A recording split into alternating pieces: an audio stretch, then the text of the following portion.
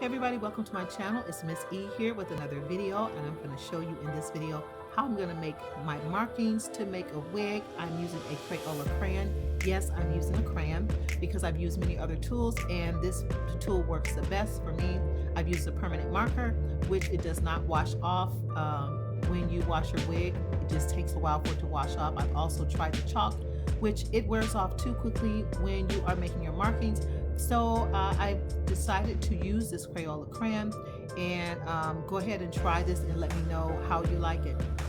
So as you can see, I am tracing my markings, which we've made in video number 1. If you have not done that already, go ahead and watch the first video, which shows you why we put our markings on the canvas head.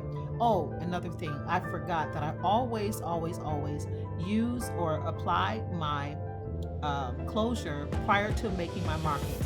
So go ahead and put your closure on first, and you're going to go ahead and move it a ½ inch or an inch away from the edge of the cap. And when I say a ½ inch, I'm referring to the hairline, this part right here. I'm not referring to the whole lace, but just the hairline. So I'm going to go ahead, after I have moved it a ½ inch to an inch away from the edge of the cap, and I'm going to go ahead and secure it on each side. I'm going to go ahead and center it and make sure it's centered down the middle. And I'm going to secure it with the T-pins. And I'm also going to go ahead and secure it on each side. I am going to pull this hair up out of the way, braid it up out of the way.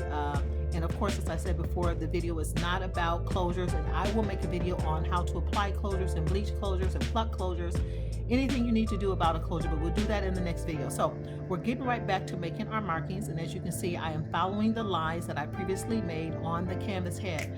When I want my hair to be close together, as I do with my short wigs, in the nape area, this bottom area, I always put them a ½ inch apart.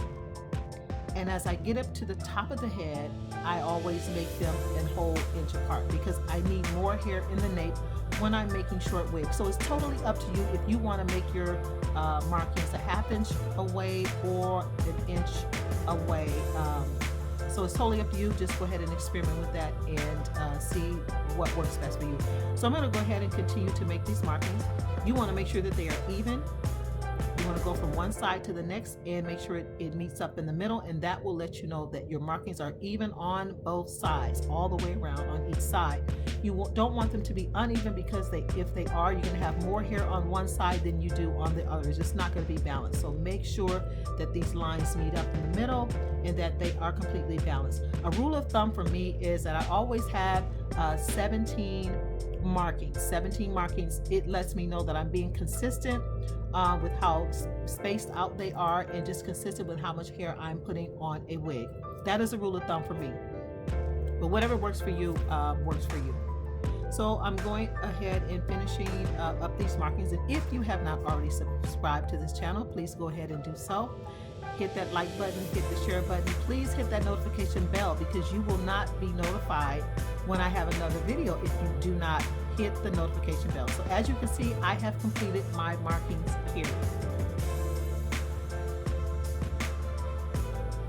And on this side, for me, the spacing is just a little bit too far apart. So I'm going to go ahead and just add another line there.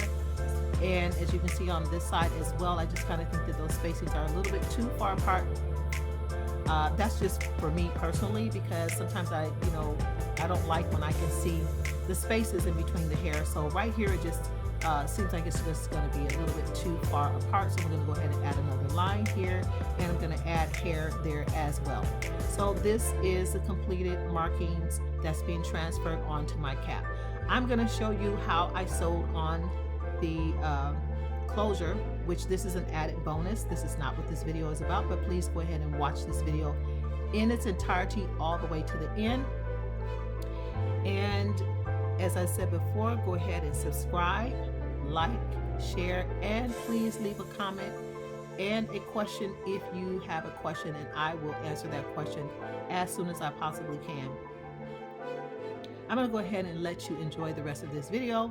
Please enjoy the music, and I will see you in my next video. Take care.